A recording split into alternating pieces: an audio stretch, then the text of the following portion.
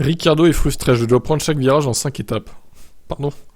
Il décortique chaque virage, l'Australien.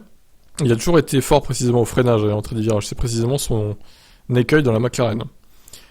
Il a déclaré, tu approches d'un virage et d'une certaine façon, normalement, ton esprit est déjà là à la sortie du virage. Mais très souvent, c'est comme, ok, je conduis dans la zone de freinage. Maintenant, je conduis dans la zone de virage. Maintenant, je conduis dans la phase d'accélération. Ricciardo expliquait, c'est comme si je prenais le virage en 5 étapes maintenant, alors qu'il faut vraiment l'aborder comme une seule étape. J'attends et je réagis à ce que je ressens. Je trouve difficile d'évaluer ce que je fais réellement à mi-chemin de l'apex du virage. Non mais c'est étonnant, c'est comme s'il avait perdu son talent en fait. Est-ce que c'est vraiment la voiture qui provoque ça ou enfin on dirait qu'il réapprend à piloter avec cette McLaren d'une façon différente en fait. C'est trop bizarre ce qui lui arrive à lui. Hein. Ricciardo est candide à ne toujours pas être capable de gérer sa voiture de façon optimale après presque 2 ans, contrairement à Norris. La différence de points est très visible. 101 points P7 pour Norris, Ricciardo P12 avec 41 points, du coup 70 points de retard. C'est plus de 2 fois moins. Hein.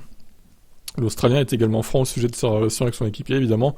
Nous avons beaucoup de données et je regarde aussi les tableaux de bord de Lando. Je vois ce dont il est capable, puis je me dis, ok, je le vois, mais mais je ne peux pas faire ça. Puis j'ai réfléchi à nouveau, pourquoi je ne fais pas une rotation?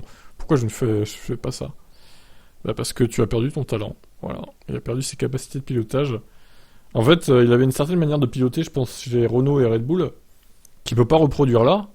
Et du coup, il y arrive pas, en fait. Il y arrive pas. Donc, en fait, à Ricciardo, il lui faut une voiture sur mesure, à lui. Sinon, il est nul, en fait. Bon, c'est assez étonnant, ce qui lui arrive. Bon, on verra ce qui sera là en F1 en 2023, non. A priori, pas en titulaire. Et en 2024, je doute aussi qu'il revienne. À voir, je vous laisse commenter.